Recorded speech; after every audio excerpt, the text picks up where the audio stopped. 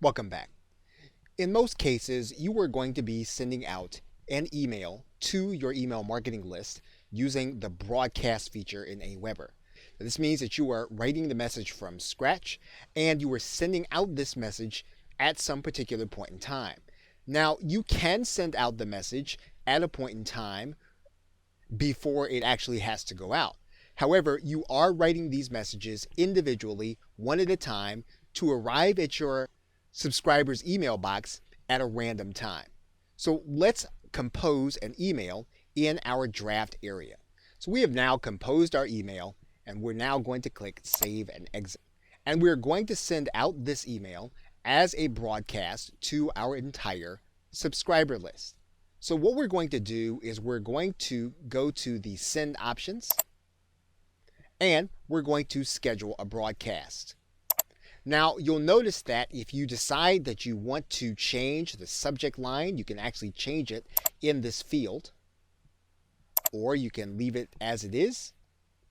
And in the first section, there are some decisions that you can actually make. So, for example, we can click the Edit button, and we're going to notice that you can actually produce your own broadcast archive. Now, that broadcast archive is actually already branded because we did that in an earlier video.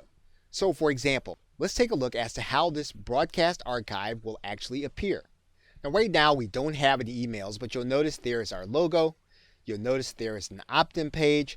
And what we can do is we can share this broadcast archive just as we would any other web page. So when we publish to a broadcast archive, it's almost like publishing to a web page. And the same thing is going to be true with our RSS feed. Now we can also post to our social media accounts, and we can do that to a particular page or a particular Twitter account. And we can do that by connecting to a new account in these areas. Now we're not going to do that right now. We've actually already determined in our settings that we are not going to connect to Twitter or Facebook, but you can, so that your broadcast email will appear there. When you have made all of your choices in this area, what you're going to do is you're going to click Apply. Now, the next stage is who is actually going to receive the message, and this is actually going to be very important. So we're going to click the Edit button. Now, in this particular case, we can actually send the emails to just the people who are going to be on this list, or we can actually include everyone on all of our lists. And typically, if you're going to have a broadcast email, you'll send it to everyone on all of your lists. Or you can exclude some lists or include others. So in some cases, what you could do is you could include everyone in 3 lists and exclude everyone that would be part of another list. You have maximum flexibility over how you're going to actually structure who actually receives this email. Now, the other thing that you can do is you have some choices about who within those email lists actually are going to receive this email. In this drop-down arrow, you notice that you can actually send to the active subscribers. You can actually send to subscribers that have only been added since today, or yesterday, or 7 days, or in the past year. What this does is this actually allows you to send to people who you can segment based on a certain pattern, and then you can actually market to them more effectively. Once you've determined who is actually going to receive your message, whether or not they're going to be included or excluded on your list, or whether or not they're going to be added at a particular time, you're then going to click Apply. Now, another thing that you can do is you can determine when this email is going to be sent. You can click the Edit button, and you can actually time this email so that it can be sent at a particular day on a particular time. We can go into the future,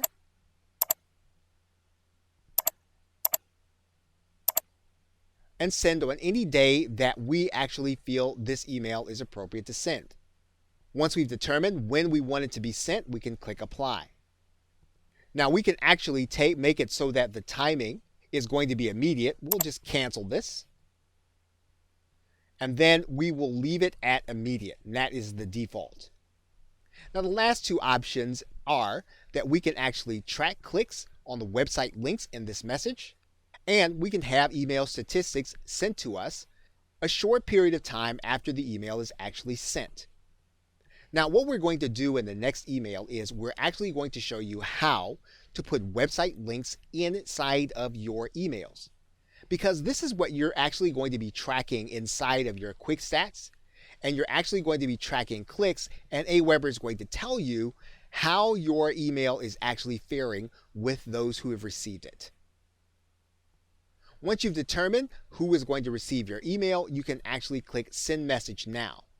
Now, if you have decided to send this message into the future, for example, let's move this email to a date in the future, and we click this button, it's actually going to schedule the message for that particular time. And you'll notice that message is now scheduled. We can actually go and unschedule this message if we do not want it to be sent. Once that happens, that email is then returned to the draft area. Okay, so with that, thanks, and I will see you in another video.